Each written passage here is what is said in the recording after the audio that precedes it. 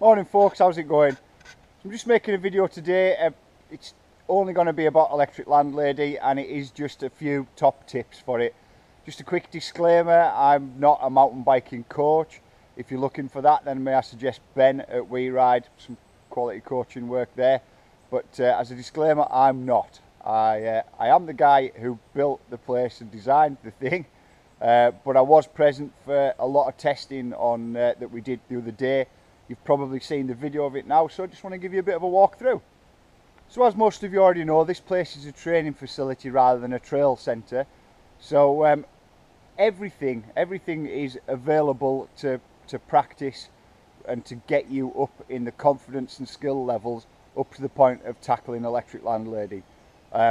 Electric Landlady is the next progression on from G.A.P. So there's nothing on here that you shouldn't be able to tackle if you're confident up to G.A.P. But we're starting off with a step down. It's not a particularly big one, but it does have, if I just move you on to here this way around, so behind me it is going to have where this starting area is going to be, a very short run in. It's approximately, if I get off the end of the ramp here, it's approximately around 3 pedals. 3 pedals is kind of what the guys were doing into it, and that brings you in at a decent enough speed to get into the jump. I'll spin you around here as well, so if you can, I'll hold you up so that you can see down into the landing. It's not very far, it's not a huge big distance. We'll get some footage from the side, but importantly, those will be the only pedals that you'll need for the rest of this track. If you haven't seen the promo edit that's up yet, it's probably a good idea to have a look at that, but it's not a big step down.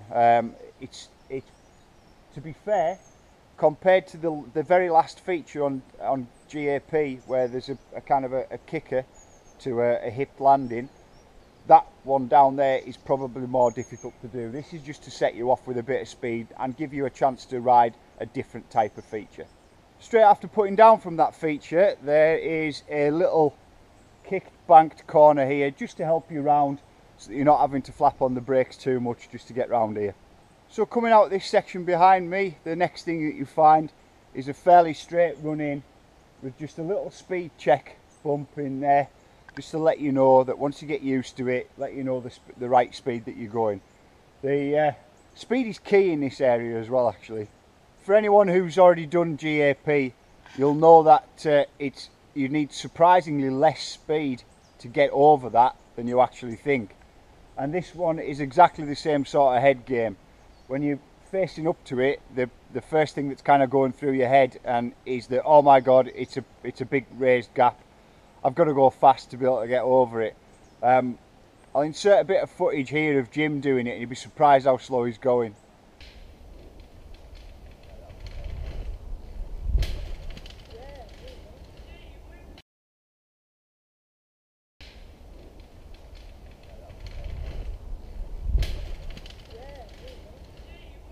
I've popped over here onto G.A.P just to kind of demonstrate a point. As with every single track here at GNAR, the smart move is not to move on to the next one until you're completely confident with the one prior to it.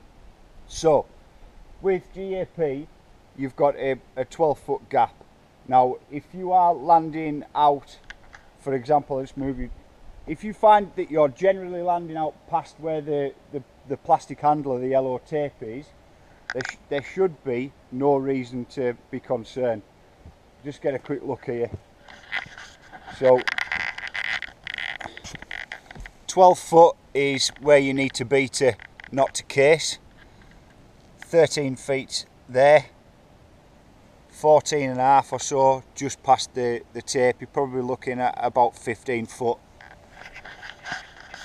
So if you find yourself landing past there consistently and all the time, then yeah, and confidence is good, maybe it is time to come and have a go at this. So just to bring that all into context, I'll put the tape on here on the middle feature here. There is a really comfy spot to put down. It just starts around this purpley coloured carpet thing, and that's at the 25 foot mark. However, if we just walk up a bit, you'll notice that that's not where you absolutely have to clear. So as we discovered earlier, if you're happily getting the 15 foot mark, it's actually a bare minimum of 13. 14 to there, 15 in, 16 starts to get you over the knuckle. But if you're confidently clearing quite far on the gap jump on G.A.P, then probably the speed in isn't really going to need to be much different for this one. It's all just a bit of a head game, because this seems a bigger feature. Even some of the lads on Sunday, they were tempted to start putting pedals in and push it on through just to make sure that they got over it. But by the time they'd had a couple of goes and got the foot in, they were kind of sailing over smooth. One thing to be aware of is you put down on there and end up having a lot more speed than you actually set off with. There's a little speed kick in here just to scrub a little bit off. So from the put down on the middle section, you've got a really good, clear, fast run in to this bottom one. And although it doesn't get talked about as being the biggest feature on park, when we put the tape on it, it'll show that it is. So this one isn't a particularly tall ramp. I hope I can kind of show that it's approximately at about my waist height, if that even shows up on here. So and it doesn't have a transition on it either, it's just a ladder fly out. Now the point with this one being is you're taking all of your speed that you've got off the rest of the track and just transferring it onto this. The landing isn't amazingly far away, not when you're hitting it at some speed. So let's just give you a measure on. I didn't rake this as well. I do need to do some work on it before I open on Friday, but we've got an average put down area being in here that you can see, and we've got a minimum put down area as well, where actually nobody who tried it has done less than. So we're looking at, to get over the knuckle, you're looking at, well, not 14, really 15 would be better. 16 makes your life even easier. 17 is the earliest tyre mark that we've got on here at 17 foot.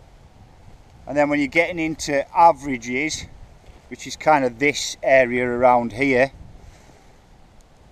that's 25 foot. And for those that really want to get sendy on this, this happened on Sunday, I swear on my kids' eyes. I was stood around between these two stumps taking some footage. You'll be able to see on the promo video that there's some footage taken from this angle.